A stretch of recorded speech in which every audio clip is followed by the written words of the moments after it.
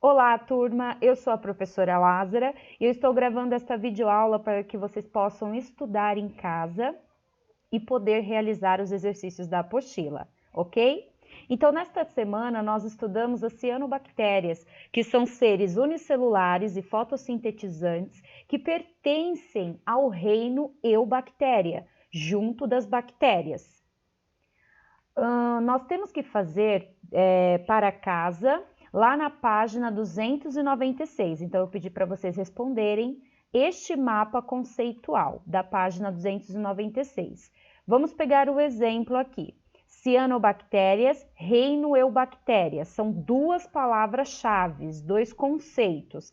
Vocês vão criar os elementos de ligação, que são essas frases que vão ligar um conceito ao outro.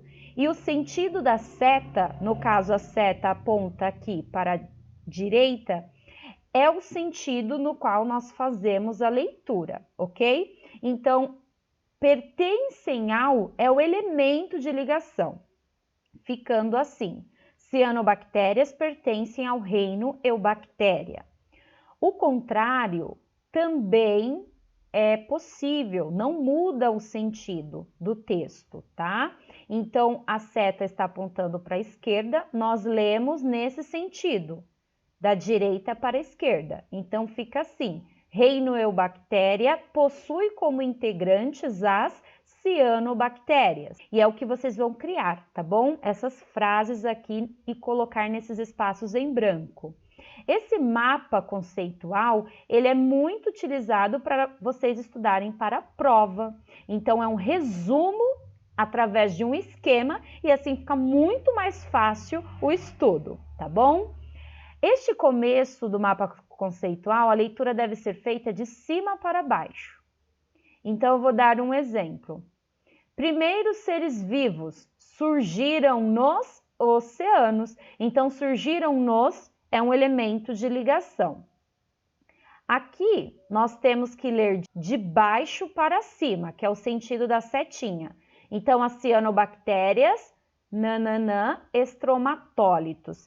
Que elemento de ligação eu poderia colocar aqui, tá? Então, podem dar pause neste vídeo e tentar responder o mapa conceitual. Preenchendo esses espaços aqui, ok? E continuando, vocês vão fazer a cruzadinha da página 297, é para fazer em casa nessa semana, para vocês trazerem na próxima aula já respondido, ok? Então, vocês tem aqui uma frase e vocês vão preencher os espaços. Uma dica, este número que está entre parênteses é o número de letras que tem aquela palavra, ok? Então, é só vocês virem aqui, contarem os quadradinhos e colocar a palavra, descobrir a palavra e colocar aqui no caça-palavras. É o mesmo número, o número é o equivalente ao número de letras que tem a palavra. Depois que vocês responderem o para casa de cianobactérias, vamos para o módulo 2, protozoários, que é o próximo grupo de seres vivos que nós estudaremos agora. Ok? Então, nós estudamos o reino Eubactéria, reino Arqueia, que pertencem aí às arqueobactérias. Então, nós temos o domínio bactéria, no qual temos eubactérias, cianobactérias e bactérias. Arqueia, o reino Arqueobactérias. E o próximo grupo que nós vamos estudar são os protistas, sempre nessa sequência, porque nós estamos estudando a evolução do organismo mais simples, mais primitivo, aquele que surgiu primeiro. Estamos acompanhando a evolução, né, como os cientistas acreditam que aconteceu ao longo aí de bilhões de anos. Então, vamos lá, protozoários. Acredita-se que as bactérias ou formas de vida muito parecidas com elas foram os únicos seres vivos que existiram nos oceanos da Terra por aproximadamente 1,8 bilhão de anos. Posteriormente, certos tipos de bactérias teriam passado ao longo de várias gerações por uma série de alterações que levariam à formação de um novo tipo de ser vivo, cujo material genético ficava dentro do núcleo da célula. Estavam surgindo os primeiros organismos eucariotos ou eucariontes, que vamos estudar a partir deste módulo. Então, aqui ele quer dizer, né, sabemos que os procariontes deram origem aos eucariontes. Então, as bactérias, as cianobactérias, que são organismos primitivos, foram se desenvolvendo, modificando-se ao longo do tempo e deram origem à célula eucariótica. Protozoários, então, a partir daqui, eu tenho seres eucariotos. O domínio eucária, este ancestral que surgiu neste momento aqui, ele tinha uma característica muito importante. Ele era um eucarioto. Continuando. Reino protista, na filogenia dos reinos. Desses primeiros organismos eucariontes unicelulares, devem ter surgido os ancestrais dos protozoários e das algas, dois grupos de seres vivos classificados como protistas. Protozoários heterótrofos, eles não fazem fotossíntese, e as algas fazem fotossíntese, tá?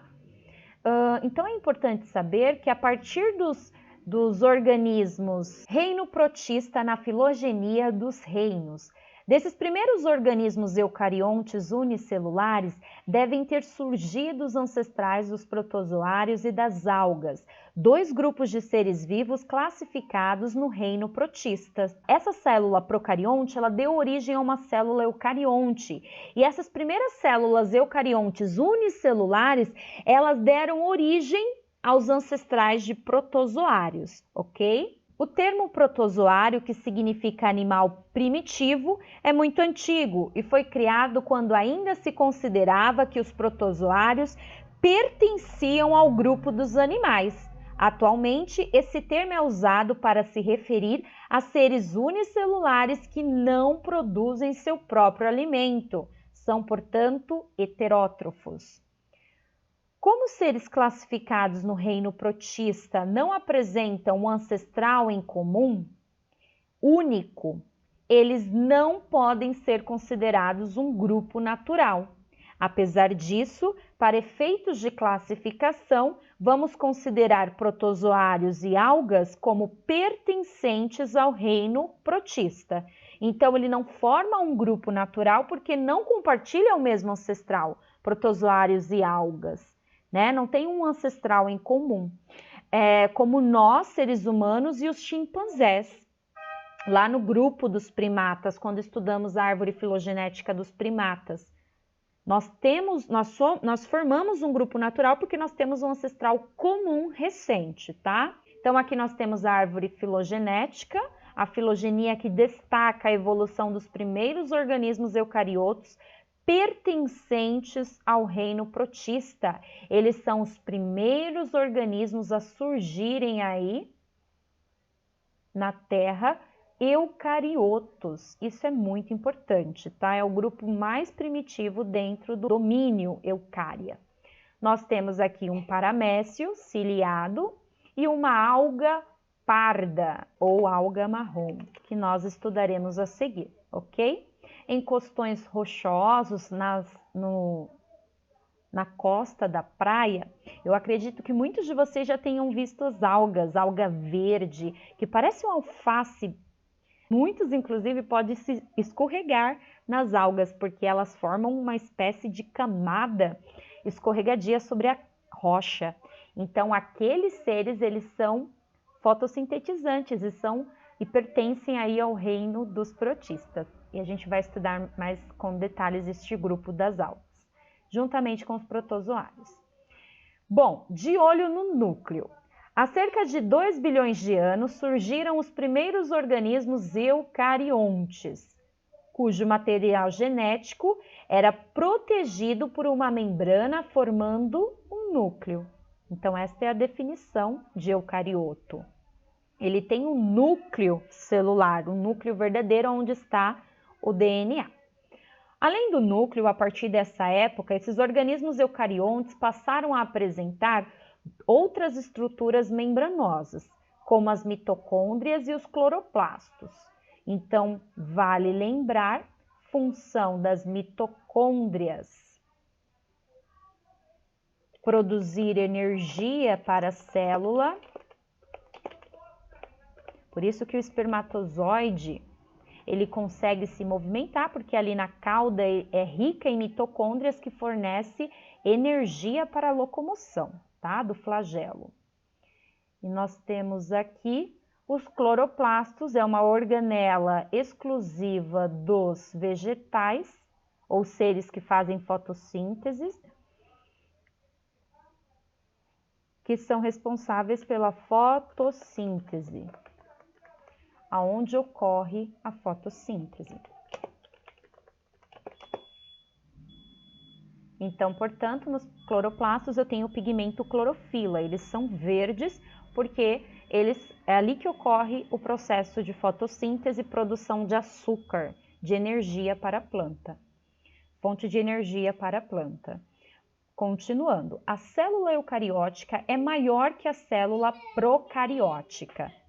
As membranas que existem em algumas das organelas das células eucarióticas e no núcleo permitem com que as condições no interior dessas organelas e do núcleo sejam diferentes das do citoplasma ao seu redor. Isso é importante. Isso facilita o funcionamento dessas organelas que podem desempenhar diferentes funções e do núcleo, responsável pela organização e o funcionamento da célula e reprodução celular.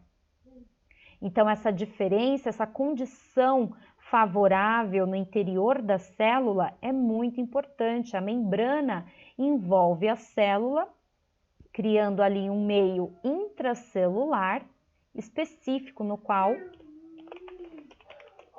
nós temos esse meio dentro da célula, por isso intracelular, que fornece todas as condições necessárias, concentração de nutrientes, para que seja possível a realização das funções celulares, ok? E é importante que esse meio intracelular seja diferente do meio extracelular. Cria aí essa diferença para justamente no meio intracelular eu ter o funcionamento dessas organelas, ok? E o núcleo, ele é muito importante, pois ele que comanda a célula, o funcionamento da célula, que produz as proteínas, codifica as proteínas e também é o núcleo, o nosso DNA, que vai programar a divisão celular, a replicação das células, tá? Então, o núcleo é como se fosse em uma nave, a central que dá os comandos para a célula, para a nave. Muito bem, então nós temos aqui uma célula animal e uma célula vegetal. A célula animal, ela tem todas as organelas que nós estudamos, certo? Núcleo, que envolve o DNA, a membrana plasmática, centríolos, que dá a forma e sustentação dessa célula, como se fosse o esqueleto da célula. O complexo golgiense, onde ativa as proteínas, elas entram na sua forma ativa para desempenhar sua função. O citoplasma, aquele fluido gelatinoso, viscoso, que dá também preenchimento à célula, onde estão imersas todas as organelas. A mitocôndria, ribossomo, que produz proteína, ele sintetiza a proteína. Retículo endoplasmático, onde eu tenho transporte de substâncias na célula. Então, todas essas organelas são muito importantes. Então, essas são as organelas presentes em uma célula animal. Comparando as células eucariontes com as procariontes, elas são maiores, as células eucariontes, e elas têm inúmeras organelas aí, tá? Então, elas são mais complexas que as células dos procariontes. A célula vegetal, como nós estudamos, elas têm organelas exclusivas, como o cloroplasto, a membrana esquelética ou parede celular, que estão presentes só nos seres que pertencem que fazem a fotossíntese, no caso a parede celular está presente na célula vegetal e não na célula animal. Nós temos também o vacúolo, que é o presente na célula vegetal, que regula a concentração de água dentro da célula. Então, visivelmente, a célula vegetal ela é distinta da animal. Por essas estruturas aqui, nós conseguimos reconhecer. Nós temos aqui modelos de célula animal e vegetal, evidenciando o núcleo e as organelas membranosas, retículo endoplasmático, complexo golgiense, mitocôndria e cloroplasto. Agora nós veremos um pouco sobre a estrutura de um protozoário. A maioria dos protozoários tem o hábito de vida livre. Isso é importante. Isto é, vivem em ambientes aquáticos e terrestres úmidos. Eles não causam prejuízos a nenhuma espécie, tá? Eles são de vida livre. Alguns desses protozoários vivem interagindo com outra espécie numa relação obrigatória que traz benefícios para ambas as espécies, o mutualismo. Ok?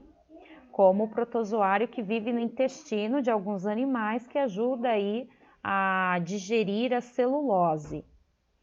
Ou ainda beneficiando-se em uma relação com outro ser vivo sem lhe causar benefício ou prejuízo, comensalismo.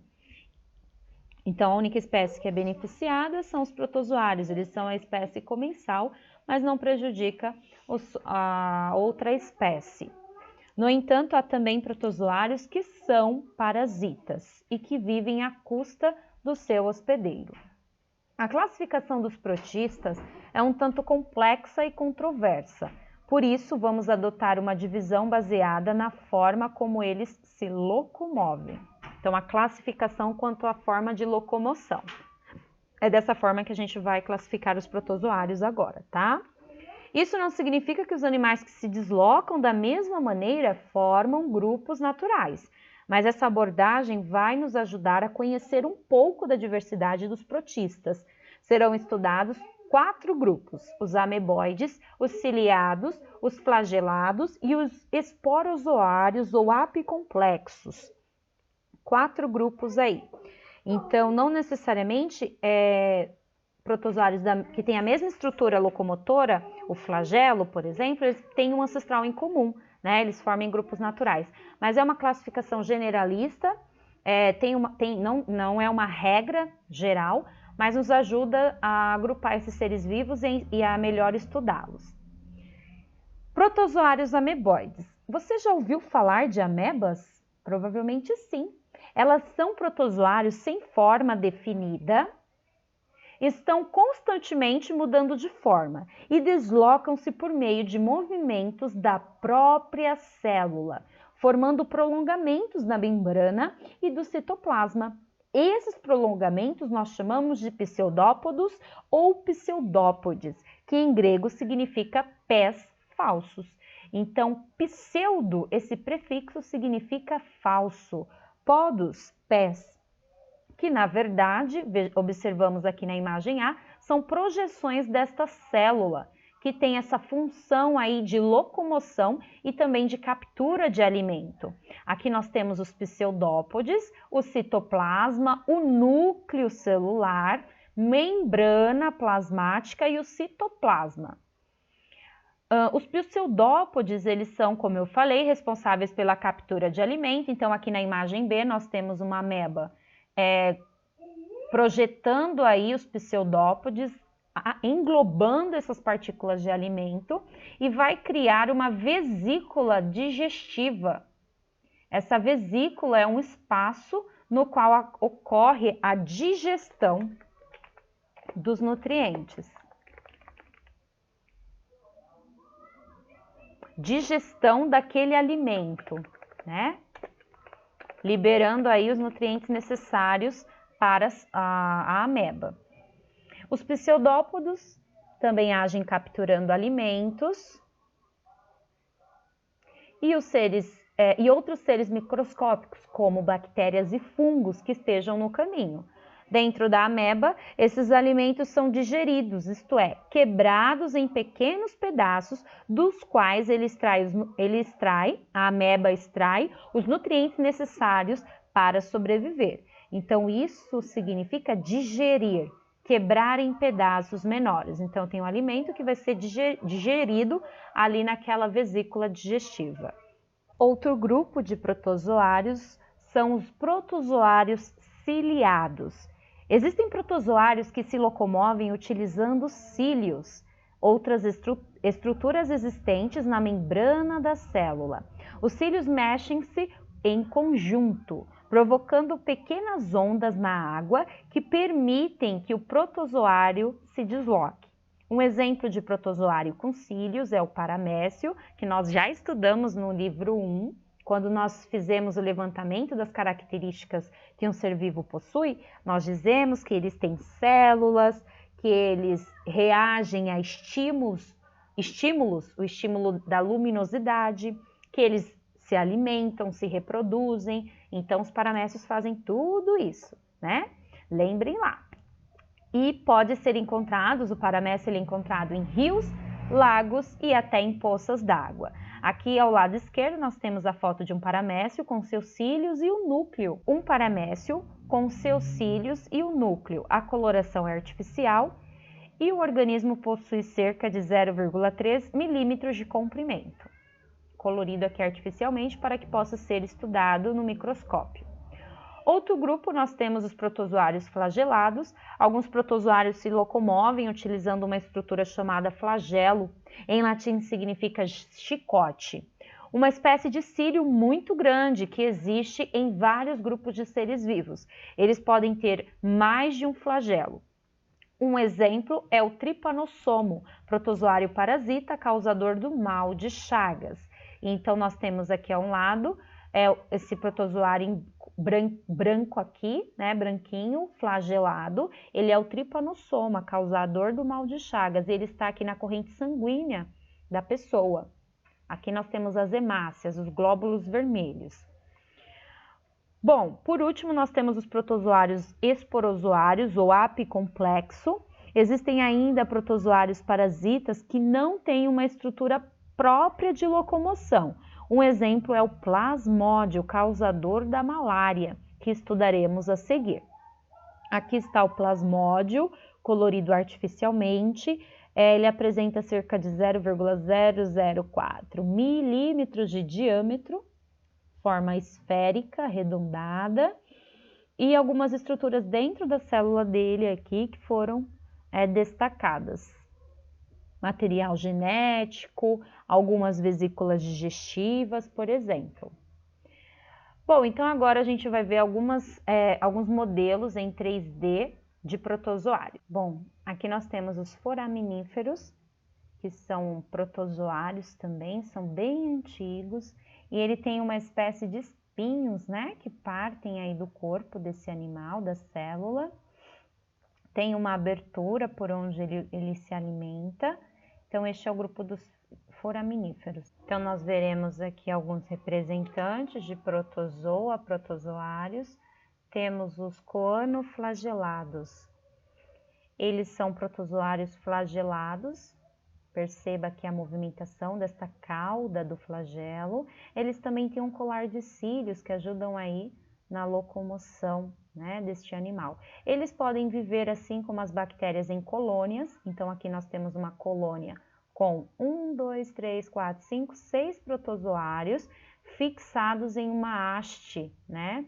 Esse pé aqui que dá fixação ao substrato. Eles podem ser também de vida livre ou sésseis quando fixados no substrato.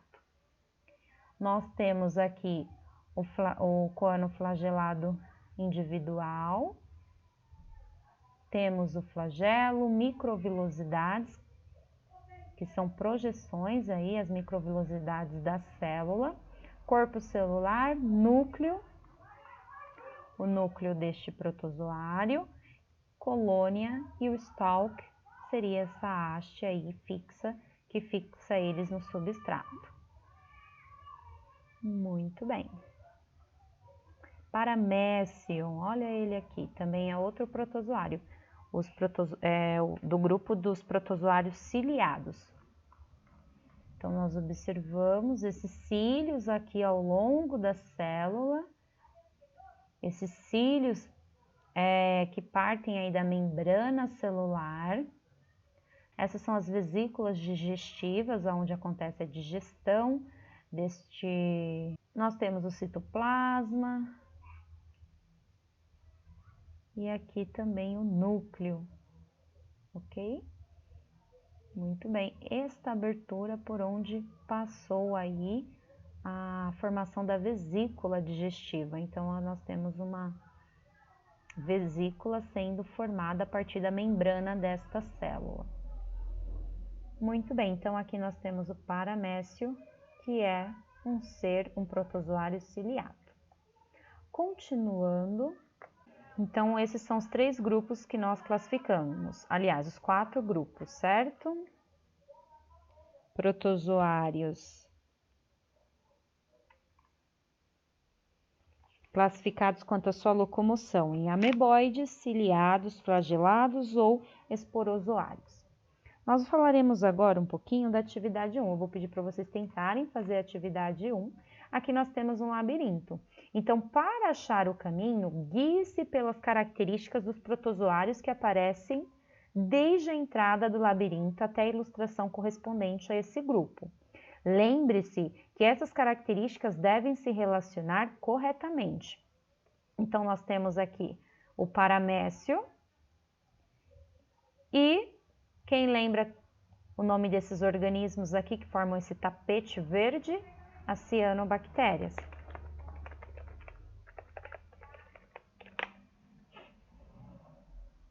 E o paramécio, que é um protozoário.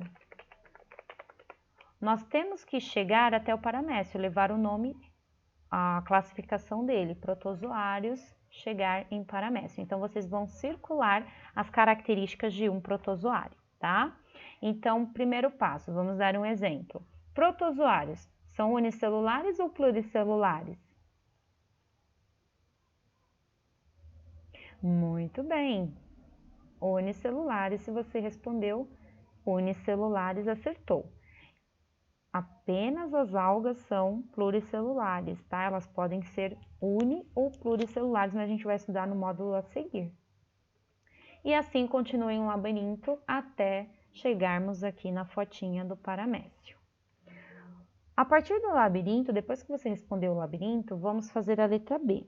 Então, com base nas características dos seres vivos encontradas no caminho, responda. O termo protozoário é usado para classificar que tipo de ser vivo? Então, como é o protozoário? Fale um pouco sobre o papel ecológico desses seres e a forma pela qual eles obtêm alimento e energia. Então, seu papel ecológico, a sua função ali no ecossistema, e aí vocês vão achar as respostas no labirinto, ok? O papel ecológico está também relacionado ao tipo de interação ecológica que essa espécie faz com outros seres vivos. E a forma de obter alimento e energia, se ele consegue produzir a energia, é autótrofo, se não, heterótrofo. Então, vou dar um exemplo aqui. Vocês vão criar esse conceito com base nas características do labirinto, nas características corretas, tá? Então, protozoário são unicelulares.